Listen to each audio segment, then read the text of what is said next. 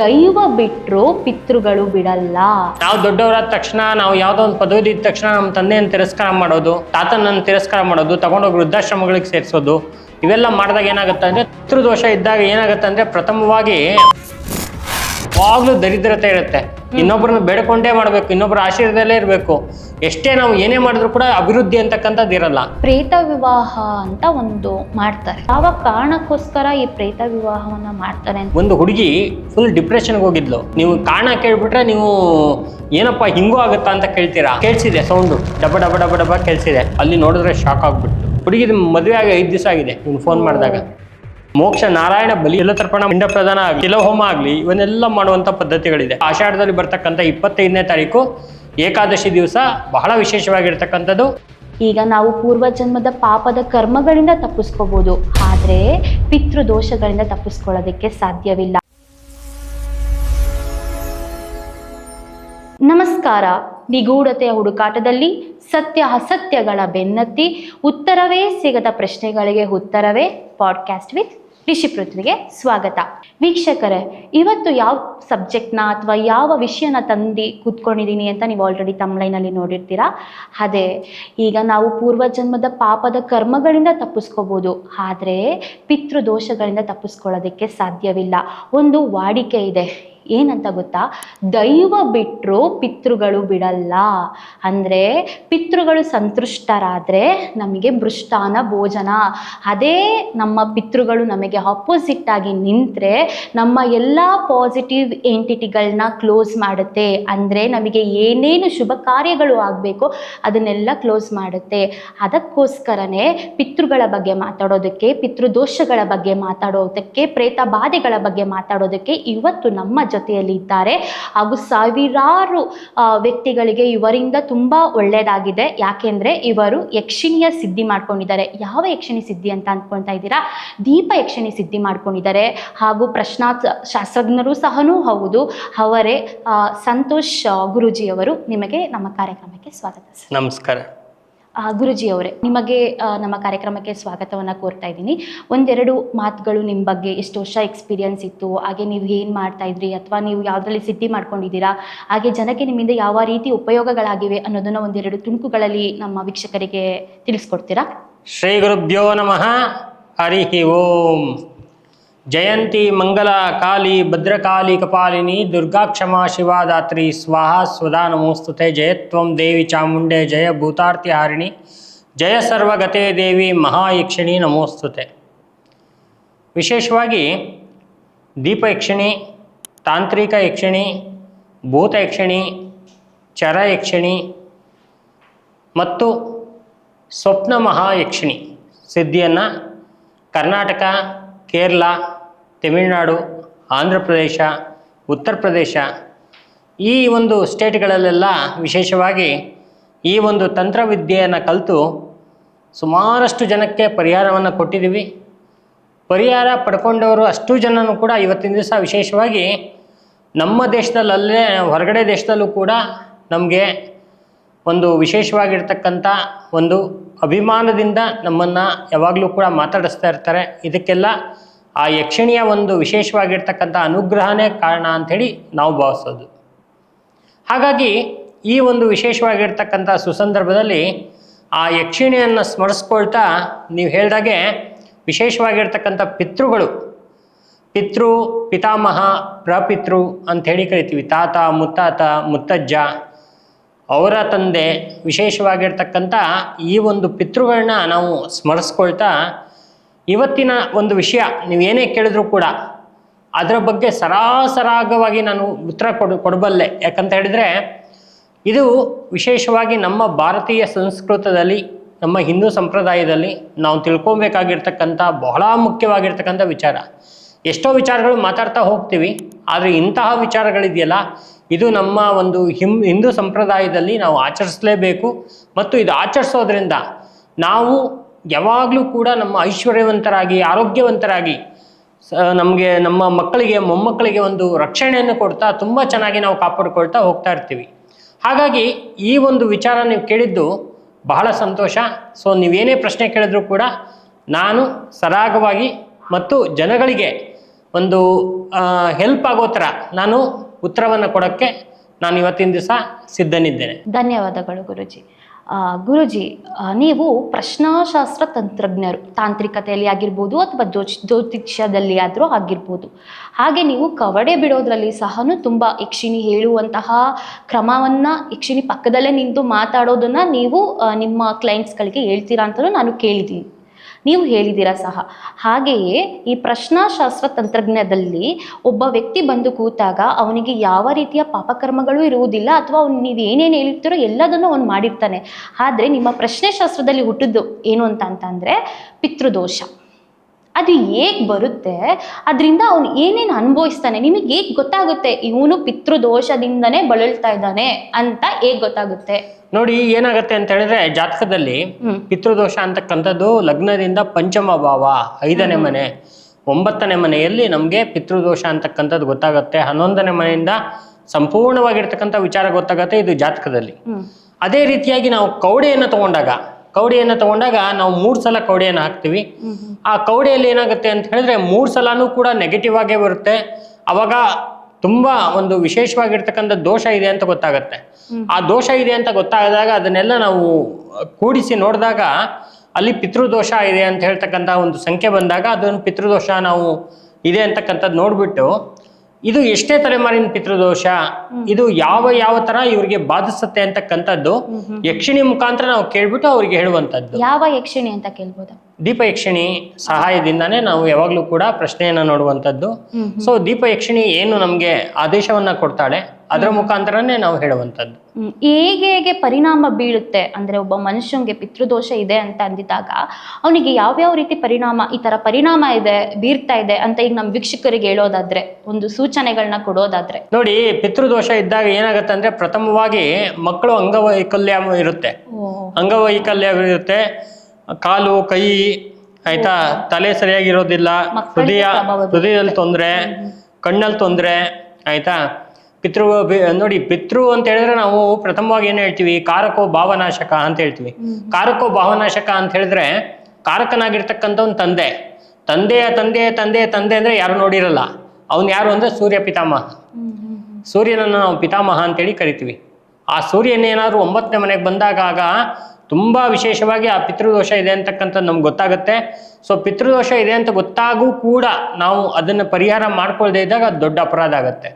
So ಇದರ ಪಿತೃದೋಷದ ಒಂದು ಪರಿಣಾಮ ಏನಪ್ಪಾ ಅಂತ ಹೇಳಿದ್ರೆ ಮಕ್ಕಳಿಗೆ ಕಣ್ಣು ಕಾಣಿಸ್ತಾ ಇರುವಂತದ್ದು, ಅಥವಾ ಹೃದಯದಲ್ಲಿ ತೊಂದರೆ ಇರುವಂತದ್ದು, ಕೈಕಾಲುಗಳಲ್ಲಿ ತೊಂದರೆ ಇರುವಂತದ್ದು, ಮತ್ತೆ ಪದೇ ಆಕ್ಸಿಡೆಂಟ್ಸ್ಗಳಾಗುವಂಥದ್ದು, ಇಂಥವೆಲ್ಲವೂ ಆಗುತ್ತೆ. ಮತ್ತೆ ಪಿತೃದೋಷ ಇದ್ದಾಗ ಯಾವಾಗ್ಲೂ ದರಿದ್ರತೆ ಇರುತ್ತೆ, ಇನ್ನೊಬ್ಬರನ್ನ ಬೇಡ್ಕೊಂಡೇ ಮಾಡ್ಬೇಕು, ಇನ್ನೊಬ್ಬರ ಆಶೀರ್ವಾದದಲ್ಲೇ ಇರಬೇಕು, ಎಷ್ಟೇ ನಾವು ಏನೇ ಮಾಡಿದ್ರು ಕೂಡ ಅಭಿವೃದ್ಧಿ ಅಂತಕ್ಕಂಥದ್ದು ಇರಲ್ಲ. ಈ ತರ ಒಂದು ತೊಂದರೆಗಳು ಪಿತೃದೋಷದಿಂದ ಉಂಟಾಗುತ್ತೆ. ಇದನ್ನ ನಾವು ಪಿತೃದೋಷದಲ್ಲಿ ನೋಡ್ಬೋದು. ಹಾಗಾದ್ರೆ ನೀವು ಪ್ರಶ್ನೆಗಳನ್ನ ಈ ಕವಡೆ ಮುಖಾಂತರ ಹೇಳ್ಬೇಕಾದ್ರೆ ಒಬ್ಬ ವ್ಯಕ್ತಿಗೆ ಪಿತೃದೋಷ ಇದೆ ಅಂತ ಗೊತ್ತಾದಾಗ ತನ್ನ ಪಿತೃದೋಷ ನಿವಾರಣೆಯನ್ನ ಯಾವ ರೀತಿ ಮಾಡ್ಬೇಕು?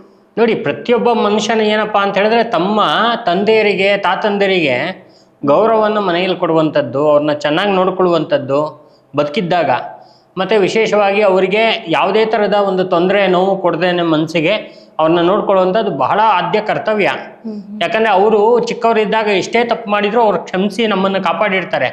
ನಾವು ದೊಡ್ಡವರಾದ ತಕ್ಷಣ, ನಾವು ಯಾವುದೋ ಒಂದು ಪದವಿ ಇದ್ದ ತಕ್ಷಣ ನಮ್ಮ ತಂದೆಯನ್ನು ತಿರಸ್ಕಾರ ಮಾಡೋದು, ತಾತನನ್ನು ತಿರಸ್ಕಾರ ಮಾಡೋದು, ತಗೊಂಡೋಗಿ ವೃದ್ಧಾಶ್ರಮಗಳಿಗೆ ಸೇರಿಸೋದು, ಇವೆಲ್ಲ ಮಾಡಿದಾಗ ಏನಾಗುತ್ತೆ ಅಂದರೆ ತುಂಬ ತೊಂದರೆಗಳಾಗುತ್ತೆ.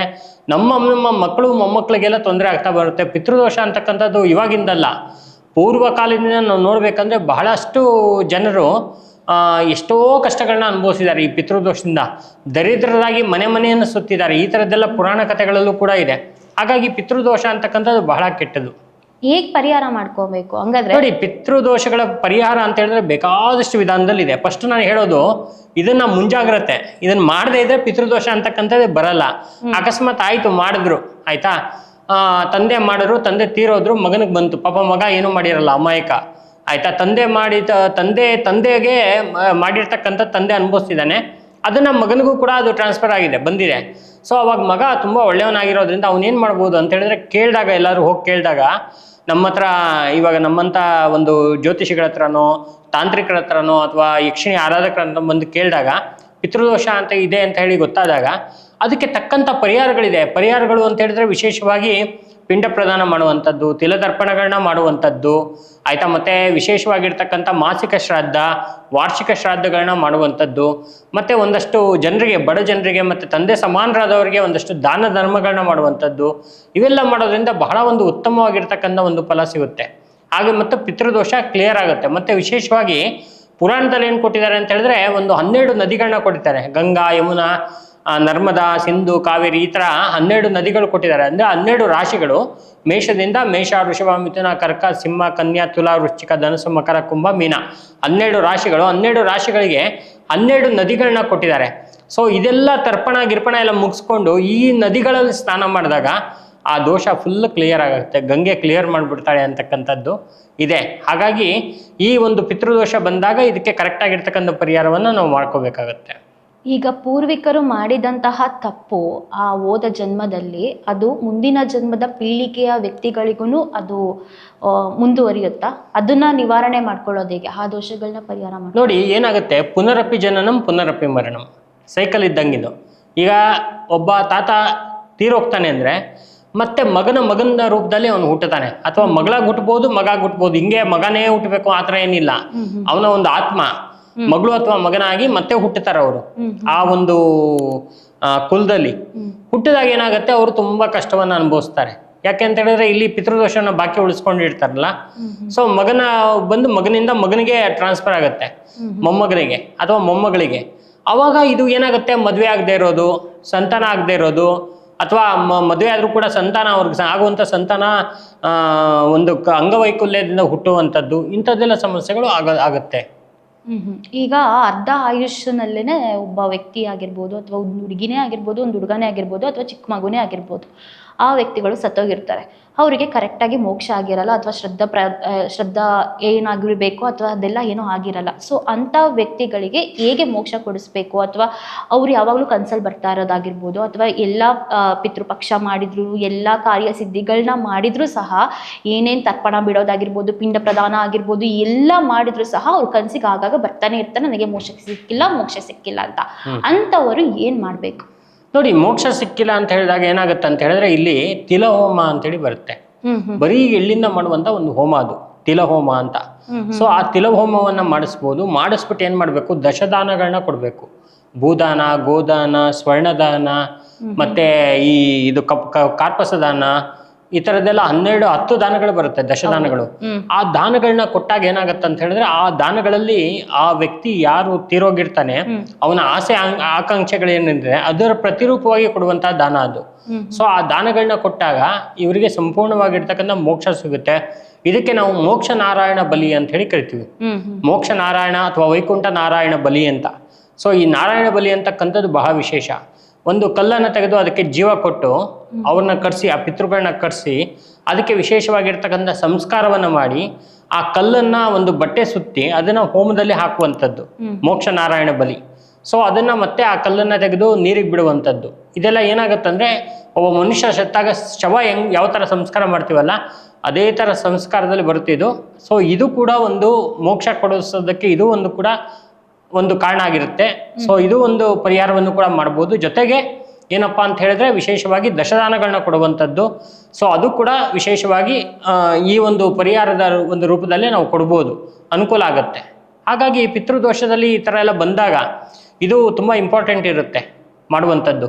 ಸೊ ಮಾಡಿದಾಗ ಖಂಡಿತವಾಗ್ಲೂ ಈ ಒಂದು ಮುಂದಿನ ಒಂದು ಪೀಳಿಗೆಯಲ್ಲಿ ಈ ಥರದ್ದು ಏನೋ ಒಂದು ತೊಂದರೆಗಳಾಗ್ದೇನೆ ಚೆನ್ನಾಗಿ ಮಕ್ಕಳು ಹುಟ್ಟುವಂಥದ್ದು, ಒಂದಷ್ಟು ದುಡ್ಡು ಕಾಸು ಕೈಗೆ ಸಿಗುವಂಥದ್ದು, ಒಳ್ಳೆಯ ಅನುಕೂಲ ಆಗುವಂಥದ್ದು, ಇಂಥದ್ದೆಲ್ಲ ಆಗುತ್ತೆ. ಈಗ ಪ್ರೇತ ವಿವಾಹ ಅಂತ ಒಂದು ಮಾಡ್ತಾರೆ, ಆ ಪ್ರಯೋಗಗಳನ್ನ ಪ್ರೇತ ವಿವಾಹ ಅಂತ ಮಾಡ್ತಾರೆ.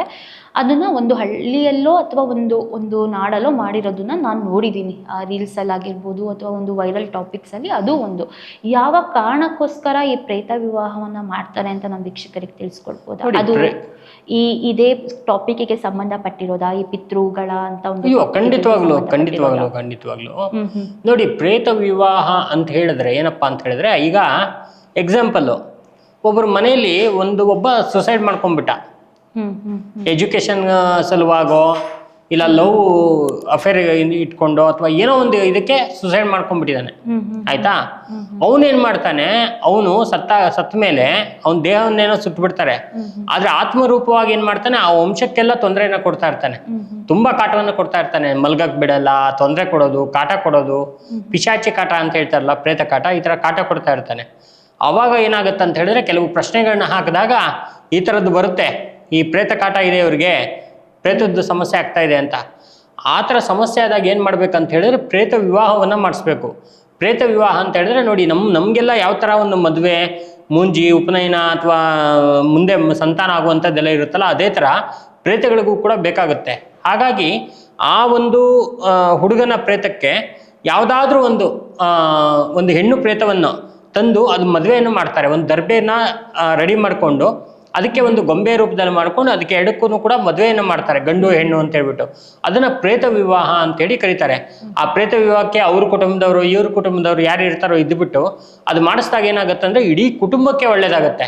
ಇದ್ರಲ್ಲಿ ಏನಾಗ್ಬಿಡುತ್ತೆ, ಚಿಕ್ಕಮ್ಮನ ಈ ಹುಡುಗ ನೋಡೇ ಇರೋದಿಲ್ಲ, ಆದ್ರೆ ಚಿಕ್ಕಮ್ಮನಿಗೂ ಕಾಟ ಇರುತ್ತೆ. ದೊಡ್ಡಮ್ಮ ಹುಡುಗ ನೋಡೇ ಇರಲ್ಲ, ದೊಡ್ಡಮ್ಮನಿಗೂ ಕಾಟ ಇರುತ್ತೆ. ಏನಕ್ಕೆ ಇರುತ್ತೆ ಅಂತ ಹೇಳಿದ್ರೆ ಆ ಇಡೀ ವಂಶಕ್ಕೆ ಕಾಡಿಸ್ತಾನ ಅವನು ಅಥವಾ ಅವಳು, ತೀರೋಗಿರೋಂಥ ಹುಡುಗಿ. ಹಾಗಾಗಿ ಈ ಪ್ರೇತ ವಿವಾಹ ಇದೆಯಲ್ಲ, ಇದನ್ನ ಅರ್ಧ ವಯಸ್ಸಿಗೆ ಹೋಗಿದ್ರೆ, ಅವ್ರಿಗೆ ಮದುವೆ ಆಗದೆ ಇದ್ರೆ, ಬ್ರಹ್ಮಚಾರಿಗಳೇ ಆಗಿದ್ರೆ ಅವ್ರಿಗೆ ಮಾಡಿಸೋದು ತುಂಬಾ ಅವಶ್ಯಕತೆ ಇದೆ. ಅದರಲ್ಲೂ ಕೂಡ ಏನಾದ್ರು ಅಕಸ್ಮಾತ್ ಅವರು ಏನಾದ್ರು ಬ್ರಾಹ್ಮಣ ಸಂಪ್ರದಾಯದಲ್ಲಿ ಇದ್ರೆ, ಆಯ್ತಾ, ಮತ್ತೆ ವೆಜ್ ಸಂಪ್ರದಾಯದಲ್ಲಿದ್ರೆ ಅವ್ರಿಗೆ ಏನಾಗುತ್ತೆ, ಬ್ರಹ್ಮ ಪಿಶಾಚಿಗಳಾಗ್ಬಿಡ್ತಾರೆ ಅವರು. ಆಯ್ತಾ, ಹಂಗಾಗಿ ಅವರಿಗೆ ವಿವಾಹ ಅಂತಕ್ಕಂಥದ್ದು ಬೇಕೇ ಬೇಕು. ಪ್ರೇತ ವಿವಾಹ ಮಾಡಬೇಕು, ಮೋಕ್ಷ ನಾರಾಯಣ ಬಲಿಯನ್ನ ಮಾಡಬೇಕು, ತ್ರಿಪಿಂಡಿ ಶ್ರಾದ್ದವನ್ನ ಮಾಡಬೇಕು, ಮತ್ತೆ ತಿಲತರ್ಪಣವನ್ನ ಮಾಡಬೇಕು, ದಾನವನ್ನ ಕೊಡಬೇಕು. ಇದೆಲ್ಲ ಮಾಡೋದ್ರಿಂದ ಮಾತ್ರ ಅವರಿಗೆ ತೃಪ್ತಿ ಆಗುತ್ತೆ. ಯಾಕಂದ್ರೆ ನೋಡಿ, ಪಿತೃಗಳು ಇವಾಗ ತೀರೋದಾಗ ಅವ್ರಿಗೆ ಕೆಲವು ಪ್ರೊಸೀಜರ್ಗಳಿದೆ ಅಷ್ಟೇನೆ. ಆದ್ರೆ ಅರ್ಧ ಆಯಸ್ಸು ಅಕಾಲ ಮೃತ್ಯು ಏನಾದ್ರು ಹೊಂದ್ಬಿಟ್ರೆ ಅವರಿಗೆ ವಿಶೇಷವಾಗಿ ಇದೆಲ್ಲ ಮಾಡ್ಬೇಕಾಗತ್ತೆ. ಈಗ ಯಾವ್ದಾದ್ರು ನೀವು ಪ್ರೇತ ವಿವಾಹ ಮಾಡಿಸಿದ್ದೀರಾ? ಯಾವ್ದಾದ್ರು ಒಂದು ಕ್ಲೈಂಟ್ ಬಂದು ನಾನು ಮಾಡಿಸಿದ್ದೀನಿ, ಅವ್ರಿಗೆ ಈಗ ಒಳ್ಳೇದನ್ನ ನೋಡ್ತಾ ಇದ್ದಾರೆ ಅಂತ ಯಾವ್ದಾದ್ರು ಒಂದು ಇನ್ಸಿಡೆಂಟ್ ಹೇಳೋದಾಗಿದ್ರೆ ಯಾವ್ದು? ನೋಡಿ, ಇಂಥದ್ದು ಸುಮಾರು ನೀವು ಕೇಳ್ಬೇಕಂದ್ರೆ 1000 ಗಟ್ಟಲೆ ಮಾಡಿಸ್ಬಿಟ್ಟಿವಿ ಅಂದ್ರೆ ನಾವು ಏನ್ ಮಾಡ್ತೀವಿ, ಗುರುಗಳಾಗಿ ಅವ್ರಿಗೆ ಗೈಡೆನ್ಸ್ ಕೊಡ್ತೀವಿ. ಪುರೋಹಿತರು ಕರೆಕ್ಟಾಗಿ ಕೂತ್ಕೊಂಡು ಯಾವ್ಯಾವ ಥರದಲ್ಲಿ ಏನೇನು ಮಾಡಬೇಕು ಎಲ್ಲ ಮಾಡ್ತಾರೆ. ಆಯ್ತಾ, ಆ ಥರ ಲೆಕ್ಕದಲ್ಲಿ ಸುಮಾರು 1000 ಗಟ್ಟಲೆ ಮಾಡಿಸ್ಬಿಟ್ಟಿವಿ ಪ್ರೇತ ವಿವಾಹಗಳು. ಆದ್ರೆ ಅದು ಕಾಟ ಹೆಂಗಿರುತ್ತೆ ಗೊತ್ತಾ, ಕೆಲವ್ರಿಗೆ ಏನು ಅನ್ಸುತ್ತೆ ಅಂದ್ರೆ ಇದು ಈ ಥರನೂ ಇರ್ಬೋದಾ ಅಂತ ಅನ್ಸುತ್ತೆ. ಆದ್ರೆ ಆಕ್ಚುಲಿ ಏನಪ್ಪಾ ಅಂತ ಹೇಳಿದ್ರೆ ಇದರಲ್ಲಿ ತುಂಬಾ ಒಂದು ರಹಸ್ಯ ಇದೆ ಪ್ರೇತದಲ್ಲಿ. ಇದೇನ್ ಮಾಡುತ್ತಂದ್ರೆ ವಿಪರೀತ ಕಾಟ ಕೊಟ್ಬಿಡುತ್ತೆ. ಆ ಕುಟುಂಬಕ್ಕೆ ಯಾವ ರೀತಿಯ ಕಾಟಗಳನ್ನ ಕೊಟ್ಟಿದೆ ನೀವು ನೈಜವಾಗಿ ನೋಡಿರೋದುಂಟಾ? ಮರೆಯೋದಕ್ಕೆ ಆಗಲ್ಲ ಅದನ್ನ ಅನ್ನೋದಿದ್ರೆ ಯಾವುದು? ಖಂಡಿತವಾಗ್ಲು ನೋಡಿ, ನಾವು ಇವಾಗ ಬೆಂಗಳೂರಲ್ಲೇ ಸುಮಾರು 1000 ಕೇಸ್ಗಳನ್ನ ನೋಡ್ಬಿಟ್ಟಿದ್ದೀನಿ. ಅದ್ರಲ್ಲಿ ನಿಮ್ಗೆ 2-3 ಹೇಳ್ತೇನೆ ನಾನು. ಒಂದು ಮನೇಲಿ ಏನಾಗಿತ್ತು, ಬಿಲ್ಡಿಂಗ್ ಅಲ್ಲಿ ಒಂದು ಹುಡುಗಿ ಫುಲ್ ಡಿಪ್ರೆಷನ್ಗೆ ಹೋಗಿದ್ಲು. ನೀವು ಕಾರಣ ಕೇಳ್ಬಿಟ್ರೆ ನೀವು ಏನಪ್ಪ ಹಿಂಗೂ ಆಗುತ್ತಾ ಅಂತ ಕೇಳ್ತೀರಾ, ಆ ಥರ ಒಂದು ಘಟನೆ ಇದು. ಏನಾಗಿತ್ತು, ಒಂದು ಹುಡುಗಿಗೆ ಅವಳಿಗೆ ಹಲ್ಲು ಮಧ್ಯದಲ್ಲಿ ಗ್ಯಾಪ್ ಇತ್ತು. ಆಯ್ತಾ, ಅದು ಏನಾಯಿತು ಅಂತ ಹೇಳಿದ್ರೆ ಅಲ್ಲಿ ಹೋಗಿ ಒಂದು ಡಾಕ್ಟರ್ ಹತ್ರ ರೆಡಿ ಮಾಡ್ಸಕ್ಕೆ ಹೋದ್ಲು ಅವಳು ಹಲ್ಲನ್ನು. ಆದರೆ ಅವ್ರು ಏನು ಮಾಡಿದ್ದಾರೆ, ಕೆಲವು ಇಂಜೆಕ್ಷನ್ಗಳನ್ನ ಕೊಟ್ಬಿಟ್ಟು ಅದನ್ನು ಕರೆಕ್ಟಾಗಿ ಅವ್ರು ಫಿಲ್ ಮಾಡಿಲ್ಲ. ಅದು ಏನಾಗಿದೆ, ಅವಳಿಗೆ ಒಂಥರ ಅದೇ ಇದು ಬಂದ್ಬಿಟ್ಟಿದೆ ಅವಳಿಗೆ ತಲೆಯಲ್ಲಿ. ಸೊ ಅವಳು ಗೂಗಲೆಲ್ಲ ತೆಗೆದು ನೋಡಿದ್ದಾಳೆ, ಈ ಇಂಜೆಕ್ಷನಿಂದ ಏನಾಗುತ್ತೆ, ಹಂಗಾಗತ್ತೆ ಹಿಂಗಾಗತ್ತೆ ಅಂತೆಲ್ಲ ಅವಳೇ ಒಂದು ಕಲ್ಪನೆಯನ್ನು ಮಾಡಿಕೊಂಡು ಕೊನೆಗೆ ಒಂಥರ ಹೆಂಗಾಗ್ಬಿಡ್ತು ಇದು ಅಂತ ಹೇಳಿದ್ರೆ ತುಂಬ ದೊಡ್ಡ ಪರಿಸ್ಥಿತಿ, ತುಂಬ ಪರಿಣಾಮಕಾರಿಯಾಗೋಯ್ತು. ಯಾಕಂದ್ರೆ ಅವರು ಕೆಲವು ಡಾಕ್ಟರ್ಗಳ ಹತ್ರ ಹೋದ್ಲು, ಅಲ್ಲೇನೋ ಒಂದು ಮಾಡ್ಸಕ್ ಹೋದ್ಲು, ಅಲ್ಲಿ ಮತ್ತೆ ಎಡವಟ್ ಆಯ್ತು. ಆಯ್ತಾ, ಈ ಥರ ಎಲ್ಲ ಮಾಡಿ ಅವಳು ಫುಲ್ ಡಿಪ್ರೆಷನ್ಗೆ ಹೋಗಿ ಸುಸೈಡ್ ಮಾಡ್ಕೊಂಡ್ಬಿಟ್ಲು. ಸುಸೈಡ್ ಅಂತ ಹೇಳಿದ್ರೆ ಅಪ್ಪ ಅಮ್ಮ ಕೆಳಗಡೆ ಅಮ್ಮ ತರಕಾರಿ ಹೆಚ್ಚುತ್ತಾ ಇದ್ದಾರೆ, ಅಪ್ಪ ನ್ಯೂಸ್ ಪೇಪರ್ ಓದ್ತಾ ಇದ್ದಾರೆ, ಒಬ್ಬ ತಮ್ಮ ಜಸ್ಟ್ ಆಗ್ತಾನೆ ಸ್ಕೂಲ್ಗೆ ಹೋಗಿ ಬರ್ತೀನಿ ಅಂತ ಬ್ಯಾಗ್ ಇಟ್ಕೊಂಡು ಕೆಳಗಡೆ ಬಂದೇನೆ. ಇದು ಡೂಪ್ಲೆಕ್ಸ್ ಮನೆ. ಆಯ್ತಾ, ಮೇಲ್ಗಡೆ ಹುಡುಗಿ ಏನು ಮಾಡಿದ್ದಾಳೆ, ಲಾಕ್ ಮಾಡ್ಕೊಂಡ್ಲು, ಅಲ್ಲೇ ಕಿಟಕಿಗೆ ವೇಲ್ನ ಹಾಕೊಂಡು ಅಲ್ಲೇ ಸುಸೈಡ್ ಮಾಡ್ಕೊಂಡ್ಬಿಟ್ಲು ಅವಳು. ಅದು ಕೆಳಗಡೆ ಕೇಳಿಸಿದೆ ಸೌಂಡು, ಡಬ ಡಬ ಡಬ ಡಬ ಕೇಳಿಸಿದೆ. ಇವ್ರೇನು ಅನ್ಕೊಂಡಿದ್ದಾರೆ, ಯಾವುದೋ ಇಲ್ಲಿನೋ ಏನೋ ಇರ್ಬೋದೇನೋ, ಅದು ಸೌಂಡ್ ಮಾಡ್ತಾ ಕೆಳಗಡೆ ಅಷ್ಟು ಕೇಳಿಸಲ್ಲ, ಸೌಂಡ್ ಮಾಡ್ತಾ ಇದೆಯೇನೋ ಅಂತ ಸುಮ್ಮನೆ ಇದ್ದಾರೆ. ಸೊ ಆಯಿತು. ಆಮೇಲೆ ಏನಾಯಿತು, ಸ್ವಲ್ಪ ಹೊತ್ತಾದ್ಮೇಲೆ ತಿಂಡಿ ಕೊಡೋಣ ಅಂತೇಳಿ ಅಮ್ಮ ಮೇಲೆ ಹೋಗಿದ್ದಾರೆ. ಇವಳು ಒಂಥರ ಇದ್ರಲ್ಲ ಸರಿ ಇರಲಿಲ್ಲ ಇವಳ್ದು. ಹಂಗಾಗಿ ನೋಡೋಣ ಅಂತೇಳಿ ಹೋದಾಗ ಅಲ್ಲಿ ನೋಡಿದ್ರೆ ಶಾಕ್ ಆಗಿಬಿಟ್ಲು ಅವರಮ್ಮ, ಈ ಥರ ಆಗಿದೆಯಲ್ಲ ಅಂತ. ಅಮ್ಮ ಫುಲ್ ಅಲ್ಲೇ ಮೂರ್ಛೆ ಹೋಗಿ, ಆಯಿತಾ, ಅವರಿಗೆ ಸುಮಾರು 1 ತಿಂಗಳು ಕೋಮದಲ್ಲಿದ್ದರು ಅವರಮ್ಮ. ಆಮೇಲೆ ತುಂಬ ಪ್ರೀತಿ ಮಗಳು ಅಂದರೆ, ಅಷ್ಟು ಪ್ರೀತಿ ಅಂದರೆ ಅಷ್ಟು ಪ್ರೀತಿ, ಬೇಕಾದಷ್ಟು ಆಸ್ತಿ ಸಂಪಾದನೆ ಮಾಡಿ ಇಟ್ಟಿದ್ದಾರೆ. ಆಮೇಲೆ ತಗೊಳ್ಳಿ ಸ್ಟಾರ್ಟ್ ಆಯಿತು, ಒಂದು 11ನೇ ದಿವಸ ಆದಮೇಲೆ ಸ್ಟಾರ್ಟ್ ಆಯಿತು ಅವ್ರ ಮನೇಲಿ ಗಲಾಟೆ. ಅಂದರೆ ರಾತ್ರಿ ಆದರೆ ಸಾಕು, ನೆಂಟ್ರಿಗೆ ಹೇಳಿದ್ರೆ ನೆಂಟ್ರೆ ನೀವೆಲ್ಲ ಸುಮ್ಮನೆ ನಾಟಕ ಆಡ್ತೀರಾ ಅಂತ ಹೇಳೋದು, ಬನ್ನಿ ನಮ್ಮ ಮನೆಗೆ ಅಂತೇಳಿ ಅವ್ರನ್ನ ಕರ್ಕೊಂಬಂದು ಮಲಗ್ಸರಿ ನೆಂಟರು ಓಡೋಗ್ಬಿಟ್ರು. ಅದು ಫುಲ್ ಪ್ರಚಾರನೇ ಆಗೋಯ್ತು, ಬೇಡ ಈ ಸವಾಸ ಅಂತ ಹೇಳ್ಬಿಟ್ಟು, ಆಯಿತಾ. ಸೊ ಆ ಥರದ್ದೊಂದು ಘಟನೆ ನಡೀತು. ಸೊ ಆ ಒಂದು ಘಟನೆ ಇವತ್ತಿಗೂ ಮರೆಯೋಕ್ಕಾಗಲ್ಲ.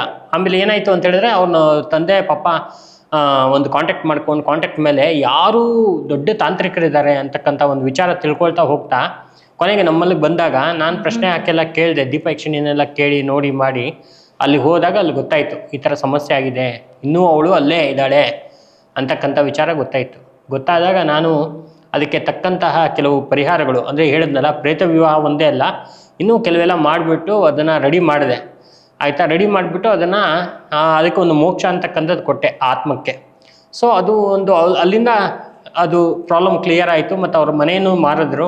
ಇದೊಂದು ಘಟನೆ. ಮತ್ತು ಇಂಥದ್ದು ಬೇಕಾದಷ್ಟು ಇದೆ ಘಟನೆಗಳು. ನನಗೆ ಸಡನ್ನಾಗಿ ಕೇಳಿದಾಗ ಜ್ಞಾಪಕಗಳು ಬರೋಲ್ಲ, ಸಾವಿರಾರು ನಡೆದೋಗ್ಬಿಟ್ಟಿದೆ ಈ ಥರದ್ದು. ಇನ್ನೊಂದು ಘಟನೆ ಏನಪ್ಪ ಅಂತ ಹೇಳಿದ್ರೆ, ದುಬೈಲಿ ಒಬ್ಬ ಹುಡುಗನ್ನ ಓದಕ್ಕೆ ಅಂತ ಕಳಿಸಿದ್ರು.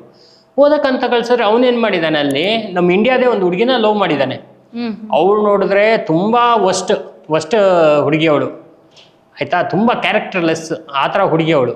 ಅವಳನ್ನ ಲವ್ ಮಾಡಿದ್ದಾನೆ. ಅವಳು ನೋಡಿದ್ರೆ ಇವನಿಂದ ಎಲ್ಲ ತರಿಸ್ಕೊಂಡಿದ್ದಾಳೆ, ದುಡ್ಡು ಹಣ ಕಾಸು ಏನೇನು ಚಿನ್ನ ಗಿನ್ನ ಎಲ್ಲ ತರಿಸ್ಕೊಂಡಿದ್ದಾಳೆ, ಫುಲ್ ಎಂಜಾಯ್ ಮಾಡಿದ್ದಾಳೆ. ಲಾಸ್ಟಿಗೆ ಅವನ್ನ ತುಂಬ ಕಾಡ್ಸೋಕ್ಕೆ ಅವಳು ಟ್ರೈ ಮಾಡಿದ್ಲು, ನಾನು ನಿಂಗೆ ಮದುವೆ ಆಗಲ್ಲ ಅನ್ನೋದು, ಬ್ಲ್ಯಾಕ್ ಮೇಲ್ ಮಾಡೋದು, ಎಮೋಷ್ನಲ್ ಬ್ಲ್ಯಾಕ್ ಮೇಲ್ ಮಾಡೋದು ತುಂಬ ಥರ.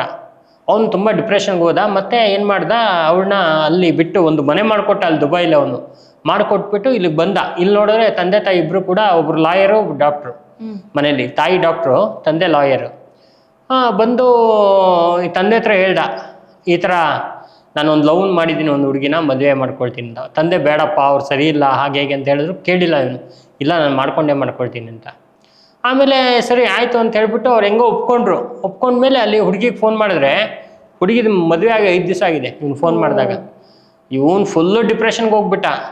ಆಮೇಲೆ ಅವ್ರ ತಂದೆ ನನ್ನ ಹತ್ರ ಕರ್ಕೊಂಬಂದ್ರು, ನೋಡಿ ಗುರುಗಡೆ ಹಿಂಗಾಗಿ. ನಾನು ಹೇಳಿದೆ, ನೋಡಪ್ಪ ಹುಡುಗಿ ಸರಿ ಇಲ್ಲ, ನೀನು ಬೇಡ, ನೀನು ಹುಷಾರಾಗಿರು, ನೀನು ಇದು ಮಾಡೋದು ಬೇಡ, ನೀನು ಇನ್ನು ಹೋಗ್ಬೇಡ ಅಲ್ಲಿಗೆ, ನೀನು ಆರಾಮಾಗಿ ಹೆಂಗೋ ತಪ್ಸ್ಕೊಂಡಿದ್ಯಾ, ಅವ್ಳಿಗೆ ಮದುವೆ ಆಗಿದ್ದು ಒಂದು ಪೀಡೆ ತೊಲಗ್ತು ಅನ್ಕೋ, ಆರಾಮಾಗಿರು ಅಂತ ಹೇಳಿದ್ರೆ ಇವನು ಕೇಳಲಿಲ್ಲ. ಇಲ್ಲ ನಾನು ರಿಲೇಷನ್ಶಿಪ್ಪಲ್ಲಿದ್ದೀನಿ ನಾನು, ಇಲ್ಲ ಆಗಲ್ಲ ಹಂಗೆ ಹಿಂಗೆ ಅಂತ. ಇಲ್ಲ ನಾನು ಹೇಳ್ಬಿಟ್ಟು ಅವ್ನು ಸಮಾಧಾನ ಮಾಡಿ ರೆಡಿ ಮಾಡಿಸಿದ್ದೆ. ಅಷ್ಟೊತ್ತಿಗೆ ಏನಾಗಿದೆ, ಅವರ ಒಂದು ಕಸಿನ್ ಯಾರೋ ಸಿಸ್ಟರ್ ಯಾರೋ ಬಂದು ಇವನಿಗೆ ಮತ್ತೆ ತಲೆ ಕೆಡಿಸಿದ್ರು. ನೀನು ಅವಳನ್ನೇ ಮದುವೆ ಮಾಡ್ಕೋ, ಇದೆಲ್ಲ ಸುಮ್ಮನೆ ಹೇಳೋದು ಹಂಗೆ ಹಿಂಗೆ, ಯಾಕಂದರೆ ಇವನು ಹಾಳಾಗೋದ್ರೆ ಸಾಕು ಅಂತ ಅವ್ರು ಕಾಯ್ತಾ ಇದ್ರು. ಹೇಳಿದ್ರು, ಇವನು ಮತ್ತೆ ಇದಾಗ್ಬಿಟ್ಟ, ಮತ್ತೆ ನಾನು ಹೋಗ್ತೀನಿ ಅಂತ. ಮತ್ತೆ ತುಂಬ ಕಷ್ಟ ಕೊಟ್ಟು ಅವ್ರ ತಂದೆಗೆ ಮತ್ತೆ ಇದು ಮಾಡಿ ಹೋದ. ಅಲ್ಲಿಗೆ ಹೋದರೆ ಇದೆಲ್ಲ ಗೊತ್ತಾಯ್ತಲ್ಲ ಬಂಡವಾಳ ಅವನಿಗೆ, ಹುಡುಗನಿಗೆ. ಮತ್ತು ತುಂಬ ಬೇಜಾರು ಮಾಡ್ಕೊಂಡು 1 ತಿಂಗಳು ಹಂಗೂ ಹಿಂಗೂ ಒದ್ದಾಡ್ಕೊಂಡು ಮತ್ತೆ ವಾಪಸ್ ಬಂದವನೇ ಸುಸೈಡ್ ಮಾಡ್ಕೊಂಡ್ಬಿಟ್ಟ. ಅಂದರೆ ಬೆಂಕಿ ಹಚ್ಕೊಂಡ್ಬಿಟ್ಟ ಮನೇಲಿ, ಆಯಿತಾ. ಬೆಂಕಿ ಹಚ್ಕೊಂಡಿದ್ದವನು ಮನೆಯೆಲ್ಲ ಫುಲ್ಲು ಇದು ಗಲಾಟೆ ಅಂದರೆ ಗಲಾಟೆ. ಅವನು ಸತ್ತೋದ್ಮೇಲೆ ಫುಲ್ಲು ಒಂಥರ ಹೆಂಗಂದ್ರೆ, ಈ ಕಡೆಯಿಂದ ಪೊಲೀಸವ್ರ ಕಾಟ, ಆ ಕಡೆಯಿಂದ ಒಂದು ಆತ್ಮದ ಕಾಟ. ಇದರಿಂದ ಅವರಿಬ್ಬರು ಕೂಡ ಹಣ್ಣುಗಾಯಿ ನೀರ್ಗಾಯಿ ಹಾಕ್ಬಿಟ್ರು, ಸವಾಸನೆ ಬೇಡ ಇದು ಅಂತ ಹೇಳ್ಬಿಟ್ಟು. ಆ ಥರ ಆಗೋಯ್ತು ಅವ್ರಿಗೆ ಪರಿಸ್ಥಿತಿ. ಈ ಥರದ್ದು ತುಂಬ ನಡೆದಿದೆ, ಆಯಿತಾ, ಘಟನೆಗಳು. ಹಾಗಾಗಿ ಈ ಥರ ಘಟನೆಗಳು ನಾವು ಹೇಳಬೇಕಂದ್ರೆ ಬೇಕಾದಷ್ಟು ಹೇಳ್ಬೋದು. ಯಾಕಂದರೆ ಇದೆಲ್ಲ ನಡೆದಿರ್ತಕ್ಕಂಥ ಘಟನೆ. ನಮ್ಮ ಈ ಒಂದು ಬೆಂಗಳೂರಲ್ಲಿ ಇರ್ಬೋದು, ಶಿವಮೊಗ್ಗ ಇರ್ಬೋದು, ಕೆಲವು ಕಡೆ ಎಲ್ಲ ನಡೆದಿರ್ತಕ್ಕಂಥ ಘಟನೆ. ಕೆಲವು ಕಡೆ ನಾವೇ ಹೋಗಿ ಅಲ್ಲಿ ಒಂದು ದಿವಸ ಸ್ಟೇ ಮಾಡಿ ಅದು ನಿಜಾನ ಅಂತ ನಾವು ನೋಡಿಕೊಂಡು ಕೂಡ ಬಂದಿದ್ದೀವಿ. ಈ ಥರದ್ದೆಲ್ಲ ನಡೆದಿದೆ. ಹಾಗಾಗಿ ಆತ್ಮಗಳದ್ದು ಕಾಟ ಬಹಳ ವಿಚಿತ್ರವಾಗಿರುತ್ತೆ. ಪ್ರೇತಾತ್ಮಗಳು ಇದೆಯಲ್ಲ, ಇವಾಗ ಇದೇನಾಗ್ಬಿಡುತ್ತೆ ಅಂತ ಹೇಳಿದ್ರೆ, ಪ್ರೇತಾತ್ಮಗಳೆಲ್ಲ ಒಂದು ಕಡೆ ಸೇರಿಬಿಟ್ರೆ ಅದು ಭೂತಾಕಾರವಾಗಿ ತೊಗೊಂಡ್ಬಿಡುತ್ತೆ, ಆಯಿತಾ. ಅದು ತೊಗೊಂಡಾಗ ಆ ಭೂತ ಅಂತಕ್ಕಂಥದ್ದು, ಭೂತ ಕಾಟ ಇದೆಯಲ್ಲ, ಬಹಳ ಕೆಟ್ಟ ಕಾಟ. ಅದು ಏನಾಗುತ್ತೆ ಅಂದರೆ, ಕೆಲವು ಕಡೆ ಕೆಲವು ಜನ ಏನಾದ್ರು ಮಾಂತ್ರಿಕರ ಕೈಗೆ ಏನೋ ಸಿಕ್ಬಿಟ್ರೆ, ಆ ಥರ ಪ್ರೇತಗಳೆಲ್ಲ ಸೇರಿರ್ತಕ್ಕಂಥ ಆ ಭೂತ ಏನೋ ಸಿಕ್ಬಿಟ್ರೆ, ಅವರು ಯಾರಾದರೂ ಒಂದು ದುಷ್ಟ ಪ್ರಯೋಗಗಳನ್ನ ಮಾಡಿ ಕಳಿಸ್ಬಿಡ್ತಾರೆ. ಆವಾಗ ಜನಗಳಿಗೆಲ್ಲ ಯಾರೋ ಅವರು ಕುಲ ಇಲ್ಲ, ಗೋತ್ರ ಇಲ್ಲ, ಯಾರೋ ಅನಾಮಿಕ ಅಂದರೆ ಬೇರೆ ಯಾರೋ ಹೋಗಿರ್ತಕ್ಕಂಥ ಪ್ರೇತಗಳವರು, ಅವರೆಲ್ಲ ಸೇರಿಕೊಂಡು ಇವನ್ ಕಾಟ ಕೊಡೋದು ಒಬ್ಬ ಮನುಷ್ಯನಿಗೆ. ಸೊ ಹೀಗೂ ಕೂಡ ಆಗುತ್ತೆ. ಮಾಂತ್ರಿಕರು ಅಮಾವಾಸ್ಯೆ ದಿವಸ ಅಥವಾ ಗ್ರಹಣ ದಿವಸ ಈ ಪ್ರೇತಗಳನ್ನ ಹಿಡಿಯೋ ಕೆಲಸನೂ ಮಾಡ್ತಾರೆ, ಹಿಡಿದು ಅವ್ರು ಹೇಳೋಂತೆ ಮಾಡುವಂಥ ಕೆಲಸನೂ ಮಾಡ್ತಾರೆ. ಈ ಥರದ್ದೆಲ್ಲ ನಡೆಯುತ್ತೆ. ಹಾಗಾಗಿ ಈ ಪ್ರೇತ ಕಾಟ ಅಂತಕ್ಕಂಥದ್ದು ಬಹಳ ಒಂದು ಅಘೋರವಾಗಿರ್ತಕ್ಕಂಥದ್ದು. ಸೊ ಈ ಥರ ಇದ್ದಾಗ ಏನು ಮಾಡ್ಬೇಕಂದ್ರೆ, ತಂದೆ ತಾಯಿ ಸೇಫರ್ ಸೈಡ್ ಏನಂದರೆ, ಇದು ಆದ ತಕ್ಷಣ ಸುಮ್ಮನೆ ಕೇರ್ಲೆಸ್ ಮಾಡಬಾರ್ದು. ಅದಕ್ಕೆ ಕರೆಕ್ಟಾಗಿ ಏನು ಮೋಕ್ಷ ಮಾಡಬೇಕು ಅದೆಲ್ಲ ಮಾಡಿಬಿಟ್ಟು ಅದರಿಂದ ತಪ್ಪಿಸ್ಕೋಬೇಕು. ಇನ್ನೊಂದು ವಿಚಿತ್ರ ಘಟನೆ ಏನಪ್ಪಾ ಅಂದ್ರೆ, ಒಂದು ಹುಡುಗ ಬಂದು ಬಾಡಿಗೆ ಮನೆ ತಗೊಂಡಿರ್ತಾನೆ. ಆಯ್ತಾ, ಅಮ್ಮ ಒಬ್ಳೇ ಇರ್ತಾರೆ, ಅಪ್ಪ ಇರಲ್ಲ, ತುಂಬಾ ಬಡವರು ಅವರು. ಬಾಡಿಗೆ ಮನೆ ತಗೊಂಡಿದ್ದು ಅಲ್ಲಿ ಸುಸೈಡ್ ಮಾಡ್ಕೊಂಡ್ಬಿಡ್ತಾನೆ, ಹೀಗೆ ಲವ್ ಕೇಸಲ್ಲಿ. ಆವಾಗ ಆ ಮನೆಯಲ್ಲಿ ಓನರ್ ಪಾಪ ಎಲ್ಲೋ ದೂರ ಇರೋನು, ಆ ಮನೆಯಲ್ಲಿ ಸುಮಾರು 10 ಮನೆಗಳಿರುತ್ತೆ, ಎಲ್ಲರಿಗೂ ಕಾಟ, ಅಲ್ಲಿ ಇರೋರಿಗೆಲ್ಲ ಕಾಟ. ಸೊ ಈ ಥರದ್ದೆಲ್ಲ ಬಹಳಷ್ಟು ಕೇಸುಗಳು ನಾನು ಹೇಳ್ಬೇಕಂದ್ರೆ ನಡೆದಿದೆ. ಸೊ ಪ್ರೇತ ಕಾಟ ಅಂತಕ್ಕಂಥದ್ದು ಬಹಳ ಒಂದು ನಿಗೂಢವಾಗಿರ್ತಕ್ಕಂಥದ್ದು. ಇದನ್ನ ಕರೆಕ್ಟಾಗಿ ಒಂದು ಪ್ರೇತ ವಿವಾಹ ಮಾಡಿಸಿ, ಒಂದು ನಾರಾಯಣ ಬಲಿ ಮಾಡಿಸಿ, ಮೋಕ್ಷ ನಾರಾಯಣ ಬಲಿ ಕರೆಕ್ಟಾಗಿರ್ತಕ್ಕಂಥ ಶಾಂತಿ ಪೂಜೆಯನ್ನು ಮಾಡಿದಾಗ ಇವೆಲ್ಲ ಕ್ಲಿಯರ್ ಆಗುತ್ತೆ. ತುಂಬ ಅದ್ಭುತವಾಗಿ ಹೇಳಿದ್ರಿ. ಈ ಪ್ರೇತ ಬಾಧೆಯಿಂದ ಏನೇನೆಲ್ಲ ಅನುಭವಿಸ್ತಾರೆ ಅಂತ ತುಂಬ ಚೆನ್ನಾಗಿ ಹೇಳಿದ್ರಿ. ಈಗ ಒಂದು ರೂಢಿ ಮಾತಿದೆ, ಮಗನ ಮಾರಿ ಆದ್ರೂ ಮಹಾಲಯ ಅಮಾವಾಸ್ಯೆನ ಮಾಡು, ವರ್ಷಕ್ಕೆ 2 ಬಾರಿ, ನಿನ್ನ ಕೈಲಿ ಆಗಲಿಲ್ಲ ಅಂದರೆ ಗುರು 2 ಬಾರಿ ಆದ್ರೂ ಪಿತೃಪಕ್ಷ ಮಾಡು, ನಿನ್ನ ಜೀವನದಲ್ಲಿ ಚೆನ್ನಾಗಿರ್ತೀಯ. ನೀನು 1 ಬಾರಿ ನಿನ್ನ ಕೈಲಿ ಅದೂ ಆಗಲಿಲ್ಲ ಅಂತಂದರೆ ಪಿತೃಪಕ್ಷ ಇರುವಂಥ ಟೈಮಲ್ಲಿ ಮೇಲ್ಗಡೆ ಹೋಗಿ ನಿನ್ನ ಕೈಲಿ ಏನಾಗುತ್ತೋ, ಅಥವಾ ಒಂದು ಮೊಸರನ್ನ ಆದರೂ ಹೋಗಿ ಮೇಲೆ ಇಟ್ಟು ಬಾ ಅಂತ ಹೇಳುವಂಥ ವಾಡಿಕೆ ಇದೆ. ಅದ್ರದ್ದು ಏನು ಪಿತೃಪಕ್ಷ ಅಂತ ಅಂದರೆ ಏನು? ಯಾಕೆ ಮಗನ್ ಮಾರಾದ್ರೂ ಮಹಾಲಯ ಅಮಾವಾಸ್ಯೆ ಮಾಡು ಅಂತ ಹೇಳ್ತಾರೆ, ಪಿತೃಪಕ್ಷ ಮಾಡಿ ಅಂತ ಹೇಳ್ತಾರೆ, ಪೂರ್ವಿಕರಿಗೆ ಎಡೆಯನ್ನ ಇಡಿ ಅಂತ ಹೇಳ್ತಾರೆ, ಅವ್ರಿಗೆ ಏನು ಇಷ್ಟ ಇದೆ ಅದನ್ನ ಇಡಿ ಅಂತ ಯಾಕೆ ಹೇಳ್ತಾರೆ ಗುರುಜಿ? ಅದರಲ್ಲಿ ಏನಿದೆ? ಅದ್ರ ಒಳ ಅರ್ಥ ಆದ್ರೂ ಏನು? ನೋಡಿ, ಪಿತೃಪಕ್ಷ ಅಂತಕ್ಕಂಥದ್ದು ಪಿತೃಗಳಿಗೆ ಸಂಬಂಧಪಟ್ಟಿರ್ತಕ್ಕಂಥ ಒಂದು ಪಕ್ಷ ಅದು. ಈಗ ನಾವು ಯಾವ್ದಾದ್ರು ಒಂದು ಪಕ್ಷವನ್ನ ತಗೊಂಡಾಗ, ಇವಾಗ ಏನು ಗಣೇಶನ ಹಬ್ಬ ಭಾದ್ರಪದ ಮಾಸ ಅದು, ಆಯ್ತಾ, ಆ ಮಾಸ ತಗೊಂಡಾಗ ಏನು ಗಣೇಶನಿಗೆ ಸಂಬಂಧಪಟ್ಟಿರ್ತಕ್ಕಂಥ ಮಾಸ ಅದು, ಬರೀ ಗಣಪತಿಯದ್ದೇ ಮಾಡ್ತೀವಿ ನಾವು ಪೂಜೆಯನ್ನು ಮಾಡುವಂಥದ್ದು. ಹಾಗೇನೆ ಪಿತೃಗಳಿಗೆ ಅಂತಾನೆ ಒಂದು ಪಕ್ಷ ಇದೆ, ಪಿತೃಪಕ್ಷ. ಆ ಪಿತೃಪಕ್ಷದಲ್ಲಿ ಏನಾಗುತ್ತೆ ಅಂತ ಹೇಳಿದ್ರೆ, ಪಿತೃಪಕ್ಷ ಹುಣ್ಣಿಮೆಯಿಂದ ಶುರುವಾಗಿ ಮಹಾಲಯ ಅಮಾವಾಸ್ಯೆಗೆ ಎಂಡಾಗುತ್ತೆ. ಆ 15 ದಿವಸಗಳಲ್ಲಿ ವಿಶೇಷವಾಗಿ ಯಾವುದೇ ಶುಭ ಕೆಲಸಗಳನ್ನು ಮಾಡೋದಿಲ್ಲ, ಆಯ್ತಾ. ಈ ಥರ ಇದ್ದಾಗ ಈ ಒಂದು ಪಕ್ಷದಲ್ಲಿ ಏನಾಗುತ್ತೆ ಅಂದರೆ, ತಮ್ಮ ತಮ್ಮ ಪಿತೃಗಳು ಯಾವ ಒಂದು ತಿಥಿಯಲ್ಲಿ ಹೋಗಿರ್ತಾರೆ, ಆ ತಿಥಿಯಲ್ಲಿ ಒಂದು ಎಡೆಯನ್ನು ಇಡುವಂಥದ್ದು. ನಾವು ತುಂಬ ವಿಜೃಂಭಣೆಯಾಗಿ ಏನು ಮಾಡೋಕ್ಕಾಗಲ್ಲ ಅಂದರೆ, ಒಂದು ಧೂಪವನ್ನು ಹಾಕೋದು, ಎಡೆಯನ್ನು ಇಡೋದು, ಆಯಿತಾ, ಪಿತೃಗಳಿಗೆ ಒಂದು ತರ್ಪಣವನ್ನು ಬಿಡಿಸೋದು, ಒಂದು ಪಿಂಡ ಪ್ರದಾನವನ್ನು ಮಾಡೋದು, ಇಂಥದ್ದೆಲ್ಲ ಮಾಡಿದಾಗ ಏನಾಗುತ್ತೆ ಅಂತ ಹೇಳಿದ್ರೆ, ಪಿತೃಗಳಿಗೆ ಒಂದು ಥರದ ಆನಂದ ಆಗುತ್ತೆ, ಖುಷಿ ಆಗುತ್ತೆ. ಪಿತೃಗಳ ಆಶೀರ್ವಾದ ಇದೆಯಲ್ಲ ತುಂಬ ಇಂಪಾರ್ಟೆಂಟ್ ನೋಡಿ. ದೈವದ ಆಶೀರ್ವಾದಕ್ಕಿಂತ ಪಿತೃಗಳ ಆಶೀರ್ವಾದ ತುಂಬ ಇಂಪಾರ್ಟೆಂಟು. ಯಾಕಂದರೆ ಪಿತೃಗಳ ಆಶೀರ್ವಾದ ಸಿಕ್ಬಿಟ್ರೆ ಆ ಮನೆ ಇರುವಂಥ ಮಕ್ಕಳಿಗಾಗಲಿ ಅಥವಾ ಆ ಒಂದು ಸಂತಾನಕ್ಕಾಗಲಿ, ತಮ್ಮ ಒಂದು ಮನೆಗಾಗಲಿ, ಹಣದ ವಿಚಾರ ಆಗಲಿ, ಎಲ್ಲವೂ ಕೂಡ ನಮಗೆ ಕೈಗೂಡುತ್ತೆ. ತುಂಬ ಖುಷಿಯಾಗಿ ನಾವು ಜೀವನವನ್ನು ಮಾಡ್ಬೋದು. ಯಾಕಂದರೆ ನಮ್ಮದೇ ಒಂದು ಕುಲದಲ್ಲಿ ನಮ್ಮದೇ ಆಗಿರ್ತಕ್ಕಂಥ ಪಿತೃಗಳು ಹೋಗಿರ್ತಕ್ಕಂಥ ವಿಚಾರ ಅದು. ಆ ಪಿತೃಗಳು ನಮಗೆ ಒಂದು ಆಶೀರ್ವಾದವನ್ನೇ ಮಾಡ್ತಾರೆ. ಅವ್ರು ಯಾವಾಗಲೂ ನಮ್ಗೆ ಶಾಪ ಹಾಕೋದಿಲ್ಲ. ಯಾವಾಗ ಶಾಪ ಹಾಕ್ತಾರೆ ಅಂದರೆ, ನಾವು ಕರೆಕ್ಟಾಗಿ ಮಾಡದೇ ಇದ್ದಾಗ, ನಾವು ಎಂಜಾಯ್ ಮಾಡ್ತೀವಿ, ಅವ್ರಿಗೆ ಇದು ಮಾಡಿದಾಗ, ಅನಾಚಾರ ಆ ದಿನಗಳಲ್ಲಿ, ಆ ತಿಥಿಗಳಲ್ಲಿ, ಮಹಾಲಯ ಅಮಾವಾಸ್ಯೆಗಳಲ್ಲಿ ನಾವು ಅನಾಚಾರವನ್ನು ಮಾಡಿದಾಗ, ಸೊ ಆ ಥರ ಮಾಡಿದಾಗ ಏನಾಗುತ್ತೆ ಅಂದರೆ ಅದು ಶಾಪವಾಗಿ ಬರುತ್ತೆ ಮತ್ತು ಕೆಲವು ತೊಂದರೆಗಳಾಗುತ್ತೆ. ಅದೇ ನಾವು ಎಡೆ ಇಟ್ಟು ಚೆನ್ನಾಗಿ ಅದಕ್ಕೆ ಪಿತೃಪಕ್ಷಕ್ಕೆ ನಾವು ಕರೆಕ್ಟಾಗಿ ಅದನ್ನು ಮಹಾಲಯ ಅಮಾವಾಸ್ಯೆಯನ್ನು ತನಕನೂ ನಾವು ಪಕ್ಷವನ್ನು ಮಾಡ್ಕೊಂಡು ಬಂದು, ಮಹಾಲಯ ಅಮಾವಾಸ್ಯೆ ದಿವಸ ಒಂದು ಧೂಪವನ್ನು ಹಾಕಿ ಪಿತೃಗಳಿಗೆಲ್ಲ ವಿಶೇಷವಾಗಿರ್ತಕ್ಕಂಥ ಪಿಂಡ ಪ್ರದಾನ, ತಿಲತರ್ಪಣ ಎಲ್ಲ ಮಾಡಿದಾಗ ಬಹಳ ಚೆನ್ನಾಗಿ ಅನುಕೂಲ ಆಗುತ್ತೆ. ಹಾಗಾಗಿ ಆ ಪಿತೃಪಕ್ಷದಲ್ಲಿ ನಾವು ಪಿತೃಗಳಿಗೆ ಮರಿಲೇಬಾರ್ದು, ಆಯಿತಾ. ಪ್ರತಿಯೊಂದು ನಾವು ಅದೇನು ಸಂಸ್ಕಾರ ನಮ್ಮ ಪದ್ಧತಿಗಳು ನೋಡಿ, ಒಂದೊಂದು ಪದ್ಧತಿಲಿ ಒಂದೊಂದು ಬರುತ್ತೆ. ಈಗ ಕೆಲವ್ರು ಏನು ಮಾಡ್ತಾರೆ, ಹೊಸ ಬಟ್ಟೆ ಇಟ್ಟು ಧೂಪ ಹಾಕಿದ್ರೆ ಆಯ್ತು, ಅಲ್ಲಿಗೆ ನೆಂಟ್ರೆಸ್ಟಿಗೆಲ್ಲ ಹಾಕ್ತಾರೆ. ಕೆಲವ್ರು ಏನು ಮಾಡ್ತಾರೆ, ತರ್ಪಣಗಳನ್ನ ಬಿಡಿಸ್ಬಿಡ್ತಾರೆ, ದಾನ ಕೊಟ್ಬಿಡ್ತಾರೆ. ಕೆಲವು ಕಡೆ ಏನು ಮಾಡ್ತಾರೆ, ಸ್ವಯಂ ಪಾಕವನ್ನು ಹಾಕ್ತಾರೆ. ಬ್ರಾಹ್ಮಣರಿಗೆ ಕಟ್ಸ್ಬಿಟ್ಟು 5 ಎಲೆಗಳನ್ನ ಹಾಕಿ ಅಲ್ಲಿ ತರಕಾರಿ, ಮೆಣಸಿನ್ಕಾಯಿ, ಉಪ್ಪು, ಹುಣಸೆಹಣ್ಣು ಎಲ್ಲ ಇಟ್ಬಿಟ್ಟು, ಅಕ್ಕಿ ಗಿಕ್ಕಿ ಎಲ್ಲ ಇಟ್ಬಿಟ್ಟು ಸ್ವಯಂ ಪಾಕ ಕೊಟ್ಬಿಡ್ತಾರೆ ಬ್ರಾಹ್ಮಣರಿಗೆ. ಇನ್ನು ಕೆಲವು ಕಡೆ ಏನು ಮಾಡ್ತಾರೆ ಅಂದರೆ, ಪಿಂಡ ಪ್ರದಾನ ಮಾಡ್ತಾರೆ, ತಿಲತರ್ಪಣ ಮಾಡ್ತಾರೆ, ತಿಲ ಹೋಮ ಮಾಡ್ತಾರೆ, ದಾನವನ್ನು ಕೊಡ್ತಾರೆ. ವಿಶೇಷವಾಗಿ ಇವೆಲ್ಲ ನಡೆಯುತ್ತೆ. ಹಾಗಾಗಿ ನಮ್ಮ ನೋಡಿ, ಹಳ್ಳಿಗಳ ಕಡೆ ಅಂತೂ ನಿಜವಾಗ್ಲೂ ಹೇಳ್ತೇನೆ ನಾನು, ಒಂದು ಮನೆ ಕೂಡ ತಪ್ಪಿಸಲ್ಲ, ಒಂದೇ ಒಂದು ಮನೆ ಕೂಡ ತಪ್ಪಿಸಲ್ಲ, ಎಲ್ಲನೂ ಕೂಡ ಮಾಡ್ಕೊಂಡು ಹೋಗ್ತಾರೆ. ಆದರೆ ಇಲ್ಲಿ ಏನಾಗುತ್ತೆ ಅಂದರೆ,